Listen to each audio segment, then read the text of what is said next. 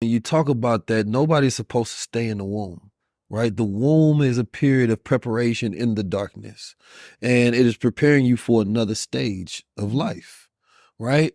But if you try to stay in the room, number one, you're going to get so big, right?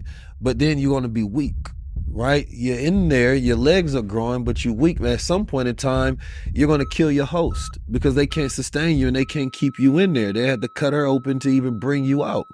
So the womb could become this toxic environment if you stay there too long. The darkness becomes a toxic environment. It is a place of preparation. It's not a place where you live. And some people, what happens is that they become bonded with the darkness to where they love going back in there. Then they meet other people that's in that same darkness and they bond with them. Now they are part of a community. Now they have commonality, so they don't want to heal out of that connection. Right. And so some people, or I see it all the time, is that, wait a minute, you addicted to the darkness. You're addicted to the trauma and the problems. You're addicted to the self-loathing and the pity. You need that, right? Oftentimes to feel better about yourself, to feel some sort of connection to life at all. So for me, I look at the dark as a bridge. It's an arc. It takes you across. You have to go back in there when you need preparation time again, right? Because that's what seeds, they grown in the dark. They're seeded, and now it's time for you to come out for your next stage. And the baby don't know what his next stage is, but all the baby know, I'm growing eyes. What the hell are these eyes for? It's dark in here.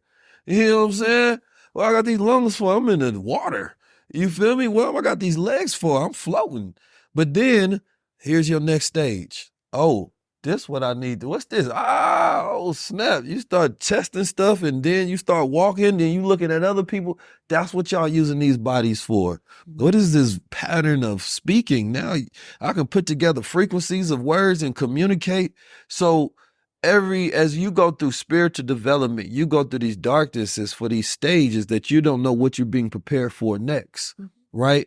And instead of embracing that to get to this next stage that you're being prepared for, you actually get caught up in the darkness in the preparation phase, right? You have to learn the lesson in order to get out of it. If you don't learn the lesson, you have to stay in the darkness because you need that in order to go where you need to be next. So this is why people have dark nights of the soul. Everything that they thought was going to be, it becomes automatically destroyed. They can lose money, they can lose spouse, they can lose job, they can lose a religion. And then everything that they were prepared for, right, is no longer the reality that they live in. So now they got to go back into darkness, build themselves back up, prepare for the world that is, not the world that they was prepared for. Makes sense. Information is everywhere. You can log into